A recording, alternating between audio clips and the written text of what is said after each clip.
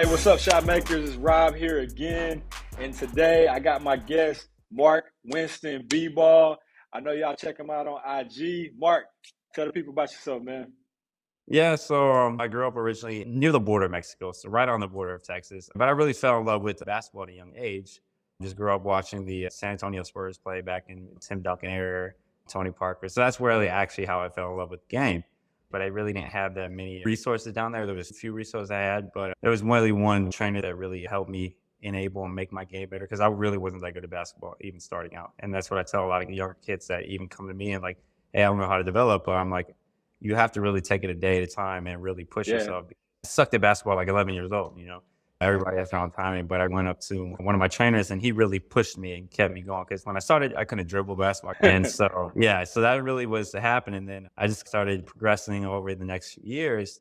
And then I wound up moving away from where I grew up at, kind of hmm just for more opportunities. So I went up to near the Houston area. I was actually homeschooled. That's what not a lot of Okay. people know. Yeah. So I went up and I left with my mom and then went to the Houston area and played there for about a year, my freshman year, and had a really good freshman year. But I played for a smaller homeschool team.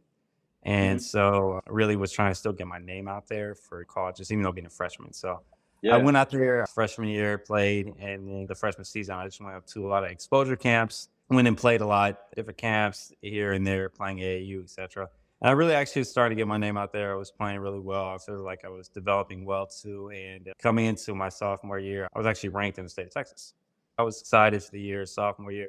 So I come in my sophomore year, and this is where like my story. I always tell my whole story so everybody hears it. hmm So coming to sophomore year, I was playing really well, but I played for a bigger homeschool team at the time. So I just got to the bigger scale.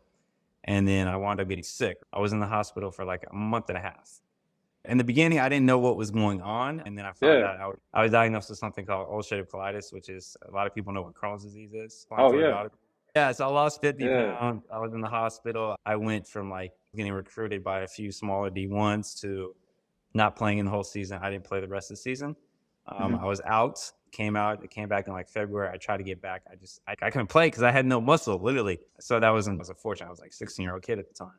And then I come back and didn't play that season. And then come to May, and then my mom passed away. And so it was one thing on top of the other, on top of the other that just happened. And so I was at a bad point in my life and really was pretty depressed and stuff. And I really kind of just didn't want to play anymore because my mom was the one that pushed me and kept me going. And then when I She was lost like her, your biggest support. she was my biggest supporter, yeah. And then Yeah. I just told her, I was like, hey, I want to make the NBA. That's what any kid wants to do. Yeah. Make the NBA. You want And to do, and you want to do it for your mom. exactly. She'll always be like, hey, you can do it. I believe in you. Even though, Yeah. you're only 5'10", you can do it. I believe in you. So, she was Yeah. really wanting to push me. I was almost concerned of like quitting. I was just done. I was at the time. But then, that one trainer from when I was young, he was the one that kind of just pushed me. It was like, hey, you should still play. You should still do it for your mom. I was like, okay, you're Mhm. right. So I took that whole summer. I got back. I had to work like 3 times just to get back to shape. I was not just lifting, training every day, just trying to get back. And then I got back, and then I wound up playing my junior and senior year, and then wound up being able to go play collegiately. No, not at the Okay. level that I anticipated or I wanted to, but I still, got to play collegiately. And that's Yeah. why I tell kids nowadays too that if you get to play collegiately anywhere, it's a gift because Definitely. there's only a 0.3 percentage that Oh, yeah. actually college. Because most kids nowadays just see, oh, I want to play Division 1. I want to play Division 1. That's why I tell my players, so there's so many more levels. Like you don't have to Oh, just play. yeah. Like, yeah, strive for Division 1, strive to play in that. But if you don't make it, and you still make it to that some type of level, you still accomplish great things. And like I said, when I played in the IA, I played there and also ran track and field. I never ran track and field, but I ran track and field there. And then Okay. after that, I went into coaching. I had played 1 year overseas. So I played in the Cayman Islands for a year. I enjoyed Awesome. it, but as you know, with overseas, if Mhm. you're not at the highest leagues, you don't get paid much. So I was kind of like, okay, I enjoyed it, but I want to actually make some money and be able to do other things too. So I've been coaching for 10 years, ever since I was Mhm. 17. So coaching AAU and or coaching whatever type of leagues or anything. So, Mark, let me stop you, man. Let me stop you. Yeah, my bad. So, I know I was just rambling on. nah, nah, I'm enjoying the story, man. So, first off, you overcame Crohn's disease, Oh, ulcerative right? colitis, which is just like the cousin of Crohn's. It's just like Crohn's pretty much. Okay. Yeah, So, but you overcome that. For some people, that's a game. That's an ender. Just off that, yeah. they don't get back. So you overcame that. So your fortitude is high, man. Salute on that, man. Losing a mother, man, that's difficult at any stage in It life, means yeah, and yeah. especially as a young man. So again, man, salute on that as well. But you played college ball, and then Hmm. you went and played in the Cayman Islands. So again, hitting barriers that very few people even get to touch. How was that experience in the Cayman Islands? I know you said financially, but just the experience of somebody wanting you to sign a contract to pay and get paid to play. Like, Yeah, so it was like a dream coming true as a kid, just being able to sign a contract and be like, "Hey, I'm playing professional basketball." Like you dream of that as a yeah, kid, at any level. You're like, "I want to play professional basketball."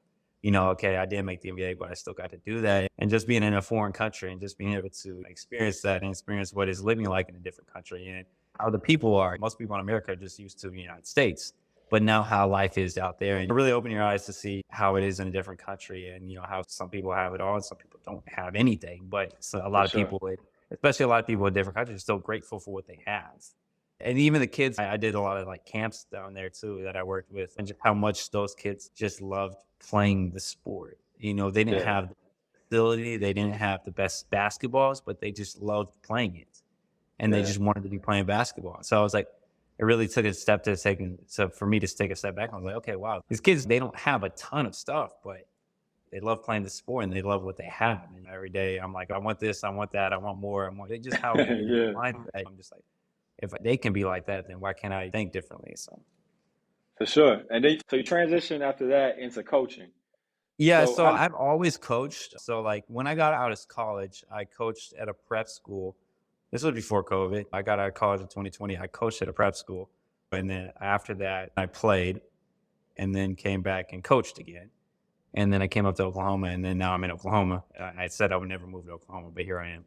Yeah, well, I have some family in this area, so that's what they brought me up to. A small private Christian school in the area, and went there, and I just coached there at their school that they worked at because it said they had an assistant coach position for the varsity. It's like, okay, I'll come up there, sure. And so I enjoyed it. It was just really different from what I've coached, with high level athletes. So I coached them, and I coached varsity, and I coached middle school girls. First time I ever coached middle school girls, but honestly, that was like some of the most fun I ever had coaching middle school girls. As crazy as that sounds, but within the middle school girls, they had the best record ever in school history for any sport, which was like, okay, I felt like I was like, I accomplished that. I was like, Yeah. we were like 25-4. We did really well. I think that we were one game away from state. We lost the game to go to state by 4. That was one of the Oh most like man. games in my whole Yeah. career playing and coaching that broke my heart the most.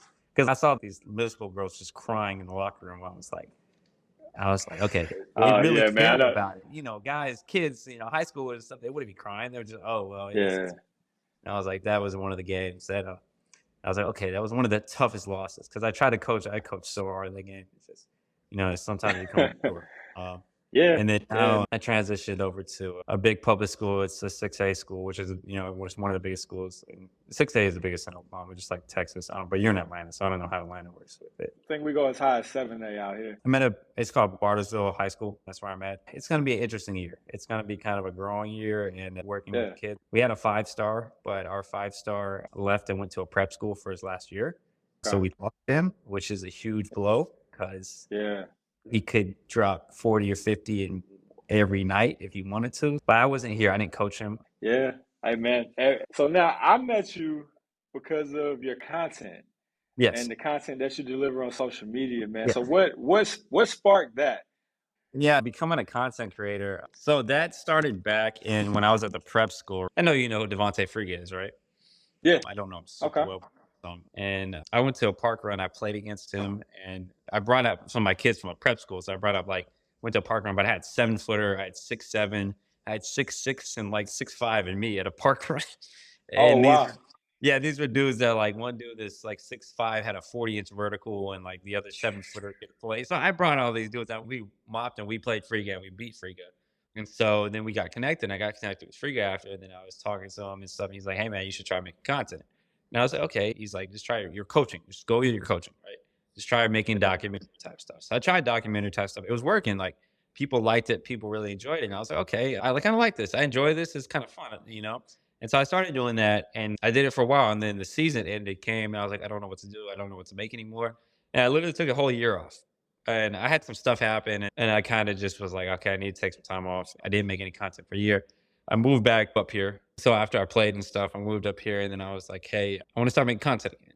And I was like, what should I make my content about? And well, why not just combine training, funny, everything into one? Yeah. because I see a lot of people that do that. So I think I could do it. So I just started making videos every single day. And I was like, I'm not going to care about who watches it, who doesn't. I'm just going to go with and just see what happens, you know? Yeah. And I started making it every day. And, you know, one video after another, just one blew up, one blew up, one blew up. Like, okay, I could do this. Then I started to get bigger on TikTok. And I was like, okay, maybe I can make something out of this. And then I just kept posting videos every day. And then same thing with my Instagram. I probably posted on Instagram for a whole good year where I Yeah. wasn't getting traction. I was like, I'm just gonna keep posting my content. Regardless of what happens, keep posting it. And then Instagram, just one hit, another one hit, and people just started following. I was like, okay, hold on. And then it was just Yeah. like distraction. I was like, okay, well, it's working. Let me just keep it going. And then now I'm, you know, where I'm at today. I'm not where I want to be at, but you know, I'm still a lot further than where I ever would imagine. Oh man, it's an awesome thing, man. I love your content, man. I love the Appreciate it, man. training. I love the coaching aspect, man. I love the way you teaching the game and making players better. Listen, Shot Makers League, I told you, part of the ritual of coming on here, you got to create a challenge. So we gave you a little time to think about it. So what's the challenge that you got for the people, Mark? So it's a shooting challenge, and some may know it, some may not. So it's 5 spots, right? 5 spots. You Mhm. just have to make 2 in a row from each 5 spots. 2 in a row. So you got a minute. If you make both, you move to the next spot. But if you miss one, you got to go to half court at bat.